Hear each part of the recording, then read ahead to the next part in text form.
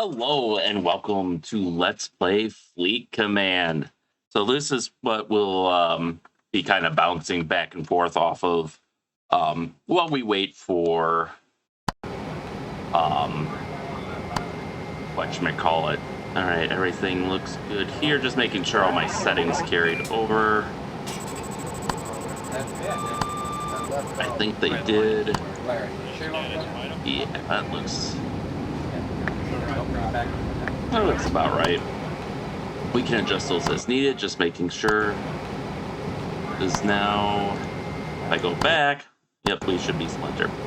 So, while we're waiting for the latest version of Command Modern Operations to come out, to where we can lock in our scenario, I can't really go any further because when we do update to the new database, we're going to be changing aircraft because I know we might have to rebuild our Super Hornet air wings and our F-35C air wings.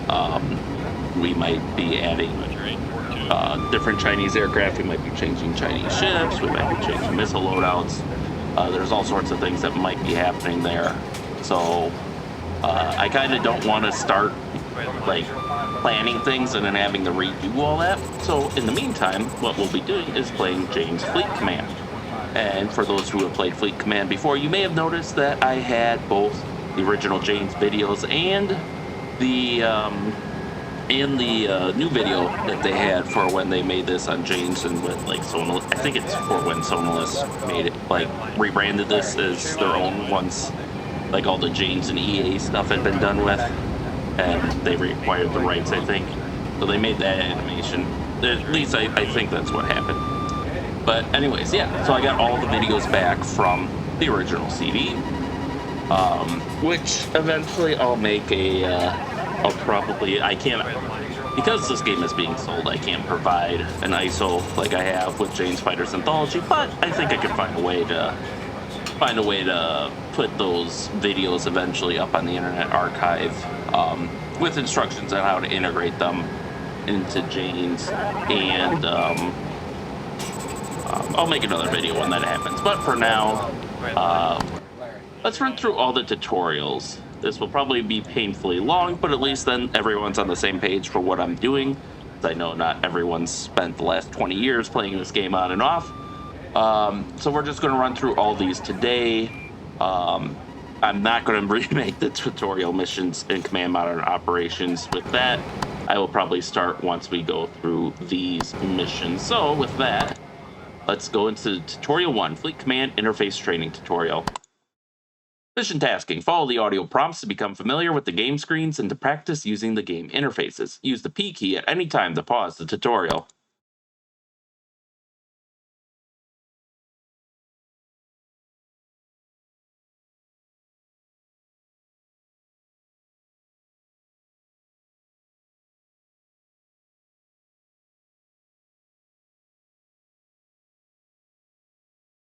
This tutorial will introduce you to the various Fleet Command screens and displays and help you get familiar with the interfaces. Right now, you're looking at the CDS screen, the Combat Direction System screen. The CDS is made up of 4 sub-displays: the 2D Tactical Display, the Regional Display, the 3D View, and the Data Display. When you want to exit this tutorial, simply press the Q key. The regional display in the lower left shows the entire battle space area for this mission. The small colored dots are contacts being reported to the CDS. Blue is for friendly, green is neutral, yellow is unknown, and red is hostile. The purple rectangle defines the area that is shown in the 2D tactical display, the large upper window. Click and drag the purple box in the regional display and watch the map pan in the 2D tactical display window.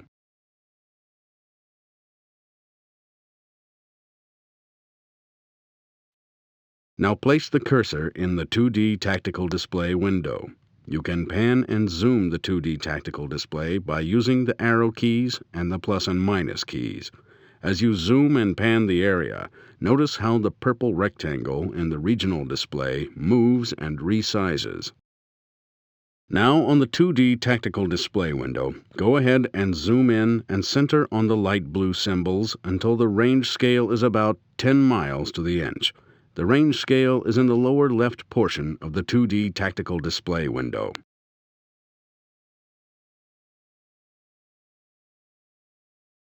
The colored symbols are called NTDS symbols, Naval Tactical Data System symbols. The user manual explains what all the different symbols represent. CDS contacts are displayed either as NTDS symbols or as platform icons. Use the I key to toggle between symbols and icons. Now press the Escape key once, and then roll the cursor over the various contacts. As the cursor rolls over the contacts, the data display, the lower right screen, displays tactical information on each of the contacts. Selecting a contact by left-clicking is called hooking a track. Go ahead and hook some of the other tracks. Hook one of the contacts. Tactical data is displayed in the data display for that contact, and the contact is also displayed in the 3D view window, the lower center window.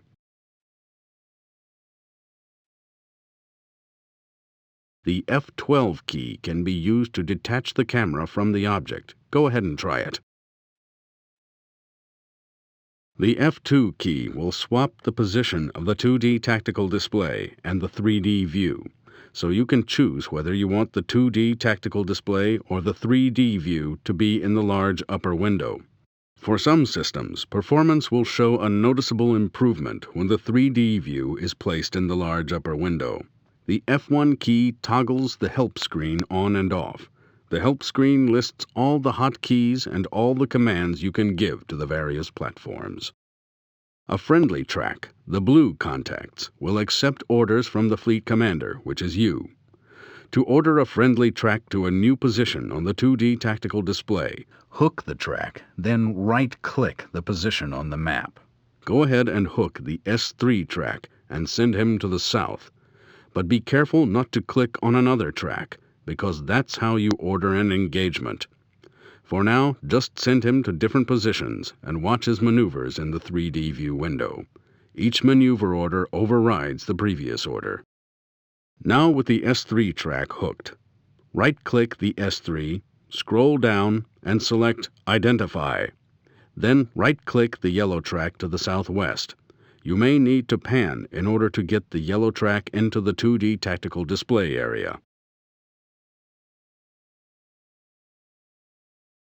The S3 should acknowledge your order to identify the selected track and close the track for identification.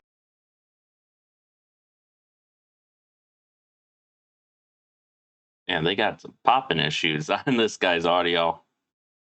But yeah, it's not the most fun. The audio isn't bugged, at least as far as like all the comms chatter and the like the ambient noise and the music not being there. That's actually purposefully done and disabled on the tutorial, so you can hear this guy speak. S3 will report to you after the S3 IDs the unknown surface contact.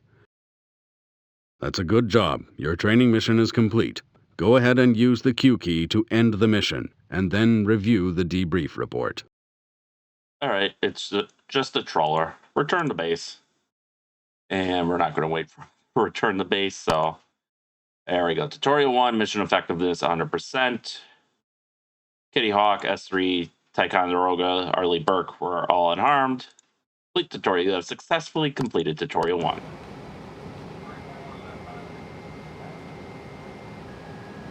And I might actually splice in a picture from the manual to show the NTDS symbols. Now, and you'll notice as we complete missions, they'll be rendered in light blue as opposed to dark blue. So now, tutorial 2, Fleet Command Air Combat Operations tutorial. Mission tasking: follow the audio prompts to become familiar with basic air combat operations. The player will practice air-to-air and air-to-ground combat operations.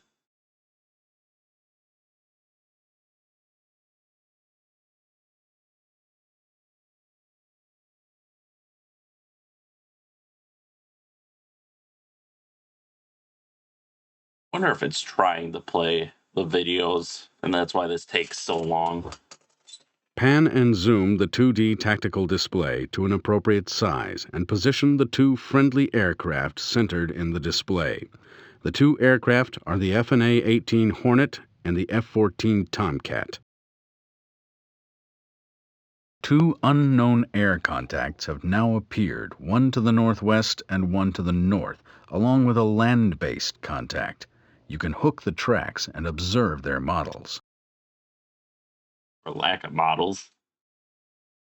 Order the Hornet to identify the westernmost unknown air contact by hooking the Hornet and then right-clicking on the icon. Do the same with the Tomcat and the easternmost unknown air contact. All right. So this guy, I have a feeling, is going to be hostile. You'll notice there was a red dot by our Tomcat earlier. That's the game's way of telling you a contact is being jammed.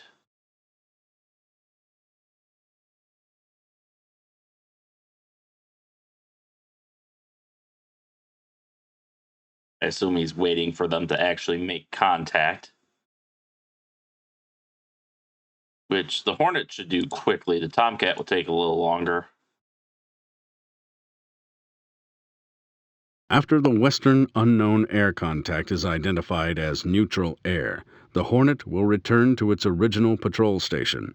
Hook the neutral air contact and observe that the 3D model has been changed to the real model, a 747 commercial airliner.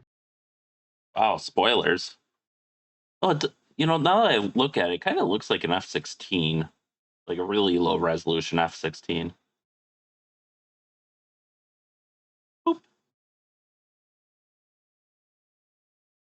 After the Tomcat identifies the easternmost unknown air contact as hostile air, the 3D model will be replaced with the Tu-142 Bear Juliet model. Hook the hostile air icon and observe the data display. Information on the Bear Juliet will be displayed.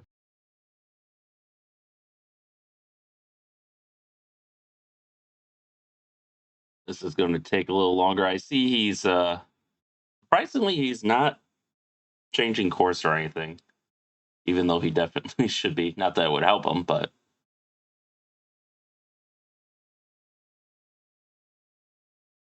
Order the Tomcat to engage the hostile air contact by hooking the Tomcat and then right-clicking on the Bear Juliet. If the missile misses, the Tomcat will automatically re-engage. Now let's go engage the threat airport. Hook the missile you just fired and ride it into the target as you observe the airport with Maverick air-to-surface missiles by right-clicking on the Hornet. Select Engage with Maverick and then right-click on the threat airport. all right. Well, we don't know it's a threat yet, but sure. I guess we're assuming it's a threat.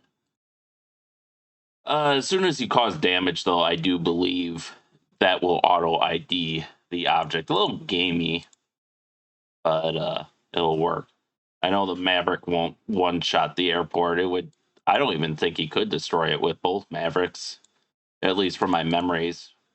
Tomahawk would insta-kill it, which is, again, a little unrealistic, but it is a game. So, you'll find that this is not as realistic as Command Modern Operations.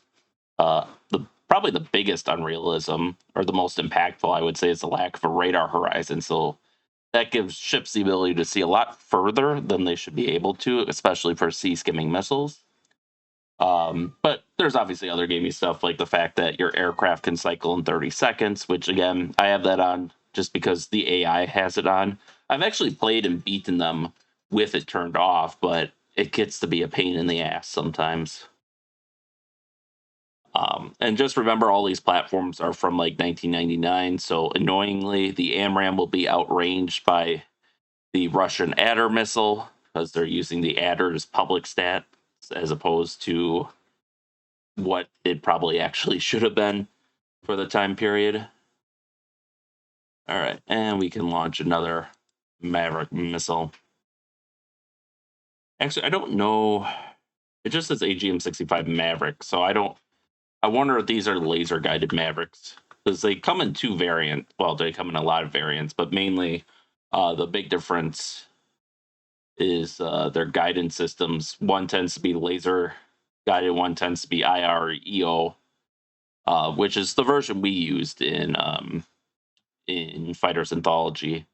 So that one kind of acts as a fire and forget, at least for our purposes. But I don't know if it actually acts that way in real life. But boom, airport. That's a attack. good job. Your training mission is complete. Go ahead and use the Q key to end the mission, and then review the debrief report. Okay, so we don't have anything to launch a Tomahawk. Oh, you can't compress time in the tutorial. That's interesting. Let's see. We can use anti-radiation missiles. We'll see. They will do barely any damage though, because they're more. They just have a fragmentation warhead designed to destroy radars. So I have a doubt that they'll be effective. They might not even hit this if the airport turns off its radar, or if it's not emitting in the first place. Which, given the path of the HARM missiles, seems to be the case. Otherwise, they surely would have probably homed in on it by now. So yeah, they're just going to sail harmlessly past.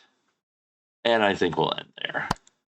Mission effectiveness 98%. Unharmed. Airport damaged for 28 points. Probably could have got to 100% if I killed it, but I'm not going to spend, especially if it's not going to let me time compress, not going to spend the time doing that.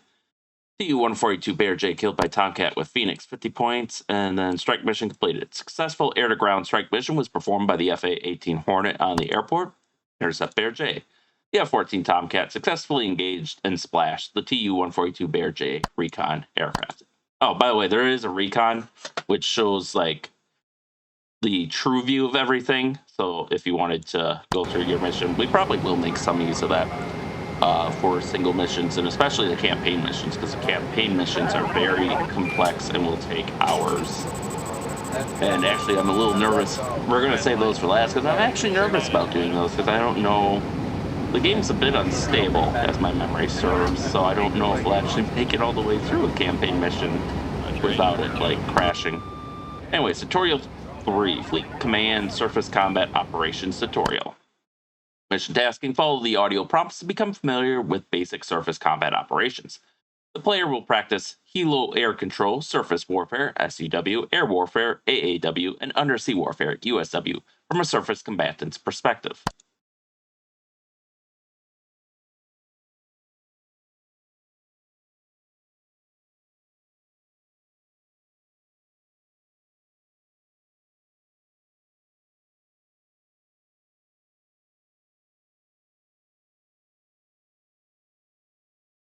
In this tutorial, you control a Ticonderoga-class Aegis cruiser, the Antietam CG-54, and its embarked LAMPS Mark III Helo. At the start of this scenario, there will be two contacts, an unknown surface contact to the west and an unknown subcontact on a line of bearing to the northwest. Pan and zoom the 2D tactical display so that your cruiser and the two unknown contacts fill the display.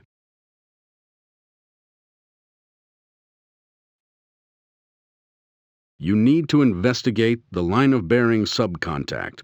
Hook the cruiser and bring up the flight deck window by pressing the F key.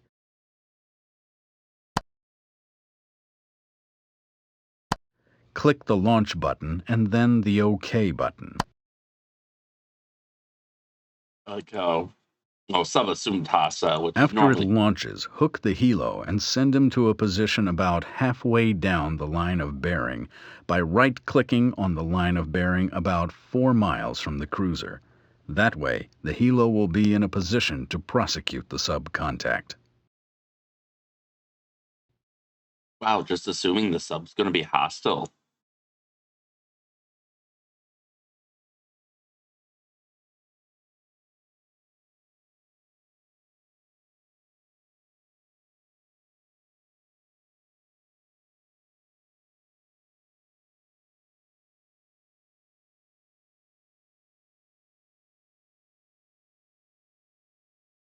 I ordered the helicopter to go a little faster, otherwise we'll be here forever without time compression. But he's still moving pretty slow. I mean, that's what, 10 to 15 miles out?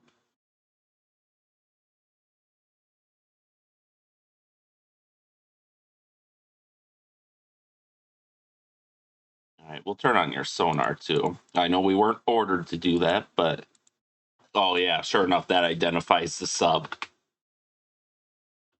Hopefully that doesn't break the flow of the scenario. But it looks like a Tarik class diesel submarine.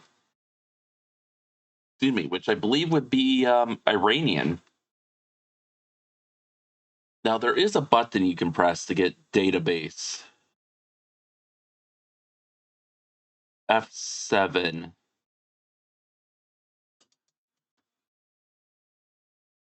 So if we go to Iran, nope, not Iranian. Libyan? No.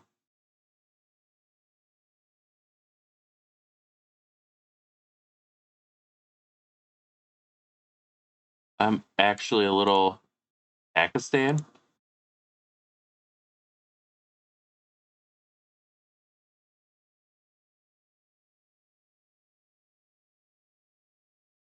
Is it the I key? Nope, that's icons U.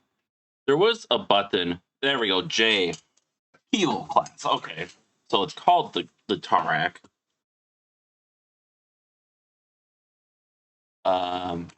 Which I assume does it give a list of. It does not give a list of names, but I would bet Iranian. Oh, there we go.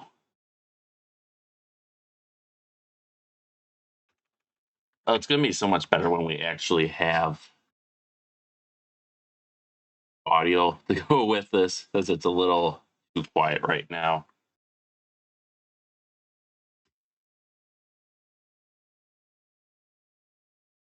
All right. By now, the unknown surface contact has been classified as a Hudong guided missile patrol frigate. Hook the Hudong and press the J key. The online browser will appear. Yeah, country Iran. Okay, class Hudong. Specifications 118 feet or 388 meters, beam 20 feet or 68 meters, max speed 36 knots, sensors, surface, ESM, visual, ship air radar, short range, and fire control radar, weapon C801 SSM, and cannon, source fleet command databases. And it gives you a 3D Here rendering. with info and graphics on the hooked object. When you're done, click the OK button to return to the tutorial.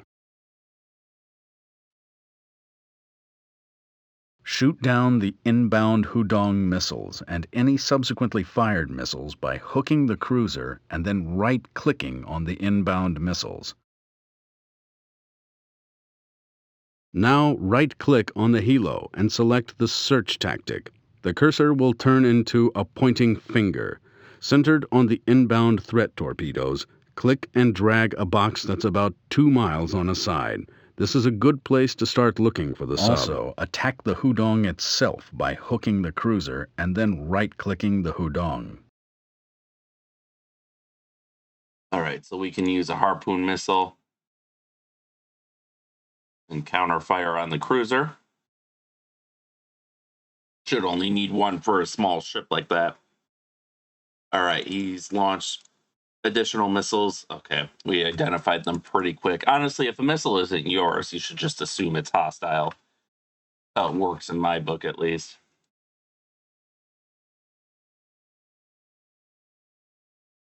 All right. Let's launch another pair of missiles just to be on the safe side. Then we're going to steer away from any torpedoes launched by the Tarak.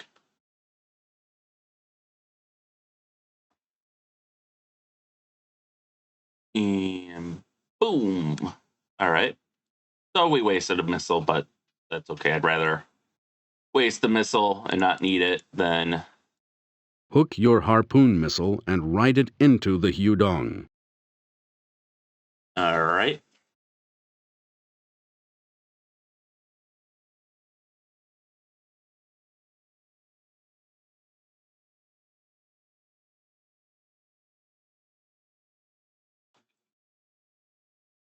I was just thinking, how does he know it's a harpoon?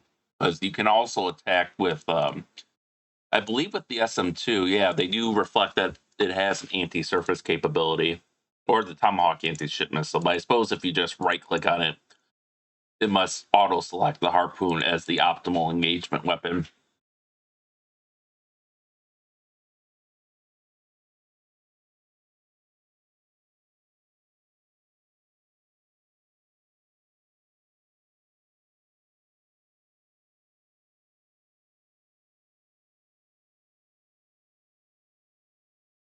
You have to be careful with Iranian kilos.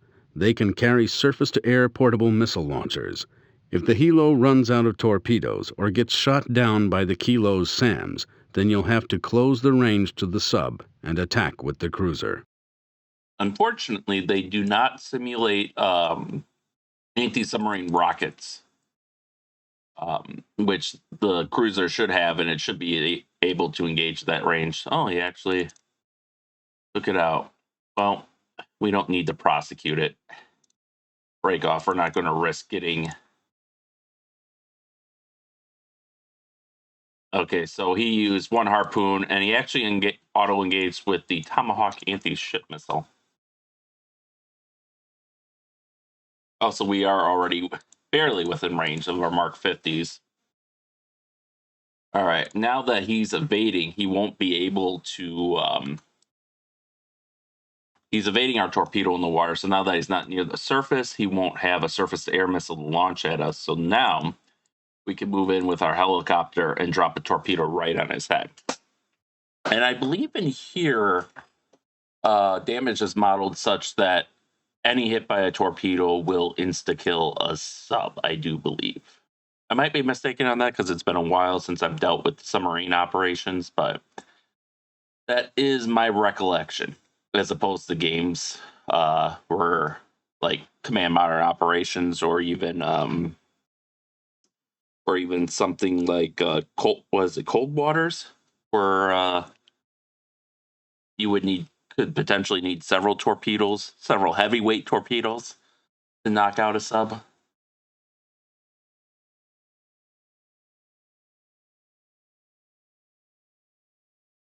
Yeah, I suppose they must have had problems I'm not sure if them leaving off anti-submarine rockets was like they just had some difficulty modeling them to get them to work, or if it was a gameplay thing. Because there's other things that they don't include in the game as well, such as unguided bombs, for example. Those are not included in the game.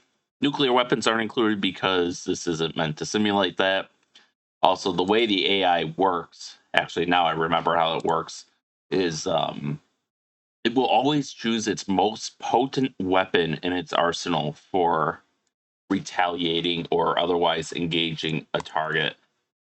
So, if you added nuclear weapons to the game, they would obviously be the most potent weapon, and so the AI would always retaliate with that. Wow, he is just shooting down. All right.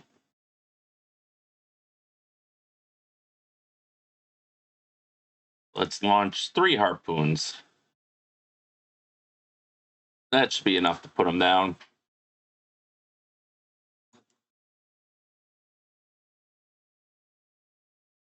All right. Dipping sonar and active sonar buoy. And we'll send them the search. So now we can see this one is definitely on the right track. The submarine is not where its position is indicated in our 2D map, and that's intentional because that reflects the limitations of our sensors. We kind of have a general location of it, but not a great one.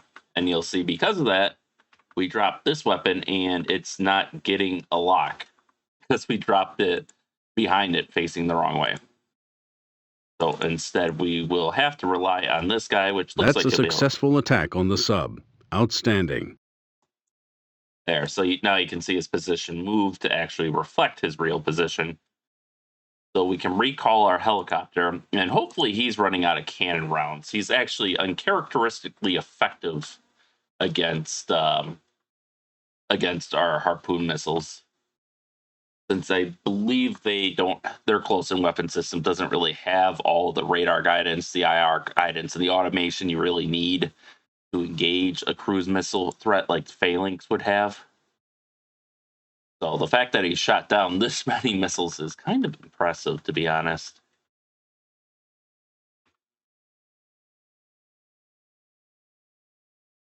But once he does run out of ammo, I believe your ships will reload both their main guns and their cannons. However, it does take some time. So if we can force him to waste his ammo, actually, how much?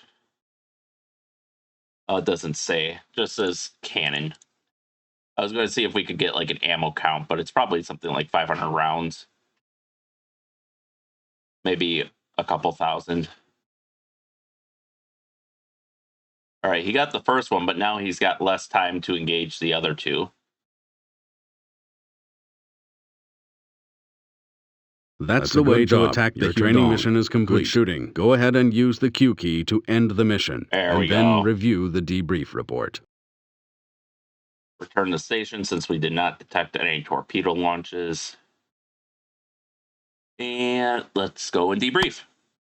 Mission results, Tutorial 3, 100% effectiveness. The Antietam and the SH-60R Seahawk were unharmed. The Hudong and the Tarak were killed. Hudong killed with Harpoon, 500 points. Tarak killed with Mark 50 torpedo, 750 points. Assigned task, attack patrol boat, completed. Hudong PCFG was attacked. That is patrol craft. I don't know what the F is for, but basically a guided missile patrol craft. Sub Tarak Keel sub was successfully attacked. And we can see, this will tell us if there actually were torpedoes in the water that we just weren't seeing. Nope. So we dropped that, he ran away, dropped another one. And pretty cut and dry deal there. And now we have our final tutorial mission once the main menu pops up again. There we go. Tutorial 4, Fleet Command Carrier Combat Operations Tutorial. Mission tasking, follow the audio prompts to become familiar with carrier combat operations. The player will practice controlling aircraft in combat air patrol or CAP missions and ordering the launch of aircraft from the carrier deck to identify and intercept inbound air bogies. Be careful not to engage civilian commercial aircraft.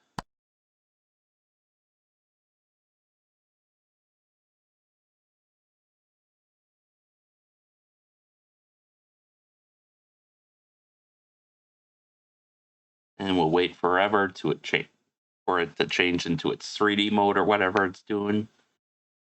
Excuse me. Pan and zoom the 2D tactical display to an appropriate size around the two F-14 Tomcats.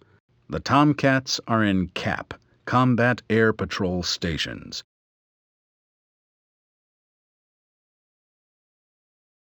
I was going to say 3 air tracks will appear. Order the 2 Tomcats to identify the 2 closest tracks.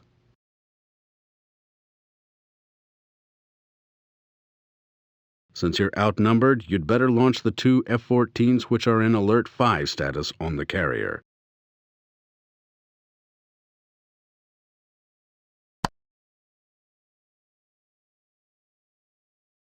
All right, launching the Alert 5 Tomcats. This guy's going to be a fighter probably because he's going supersonic. If the unknown air tracks are positively classified as hostile, order the Tomcats to engage. I was going to say, there's no way he's not hostile. Hopefully our Tomcat... You can select multiple objects by clicking and dragging a box over the multiple objects. Try this by first pressing the escape key and then panning to the 2 F-14s that just launched. Click and drag a box that surrounds the 2 Tomcat icons. Now you can give them orders and they will respond in formation. Now go look for another target, with one of the Tomcats assuming the wingman position. Send them to intercept the 3rd air track.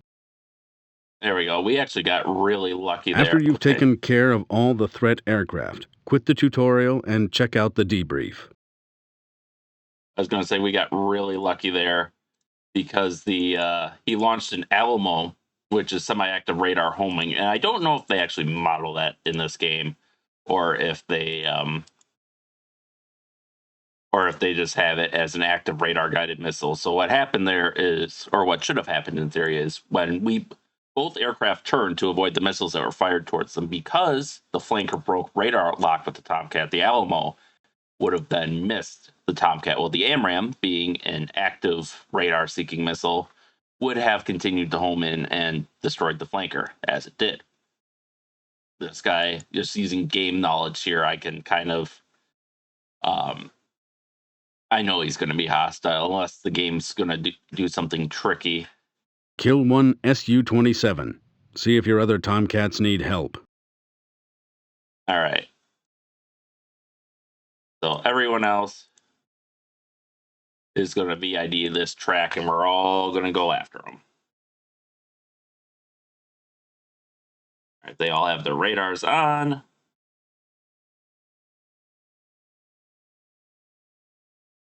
Now, this guy, I'm betting, is going to be friendly, just so you don't get...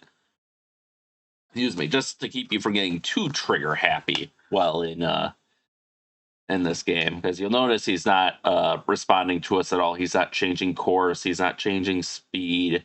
So that's normally a giveaway that an aircraft is either allied in some fashion or neutral. Whereas hostile aircraft will react to your aircraft, or at least their contacts. I don't know how much they cheat and how much they can and can't see if they play by the same rules as you. But if they see an aircraft coming, they will, sometimes increase speed, turn away, and especially if they ever go supersonic, you can generally just peg them as a hostile and attack them without consequences.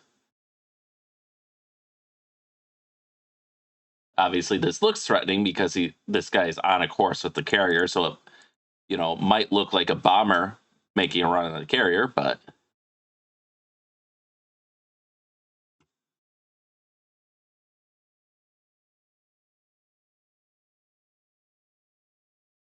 all right, we should be entering visual range any second now.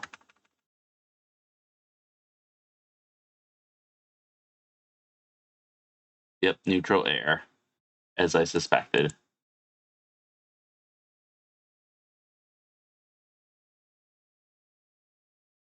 Oh, that's it. We defend the carrier, boys. You guys can return the base, I guess. No intel, no messages. Asking. Battle assessment, 100%.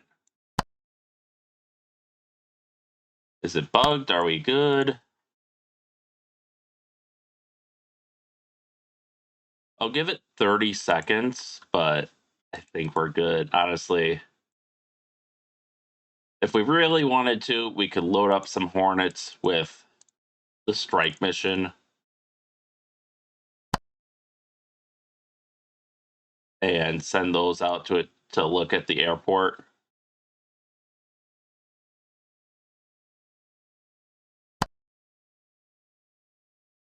All right, yeah, that's just a Hawkeye. But I'm kind of hesitant to do that because of how long it would take without time compression. So I think we're actually just going to end things here. 100%, we're unharmed, kill. Okay, there is no mission objective for some reason. It was a hostile airport, and there's actually a neutral airport too. But we're not going to stick around for that. So with that, we have completed the tutorials. Next week, assuming the Command Modern Operations database update, new update isn't out yet, we will continue with the single missions. And here you can see in our Admiral log, we have an ongoing record of all the good things we've done. So with that, thank you all for watching, and stay tuned for next time, and stay safe out there, and we'll see you then.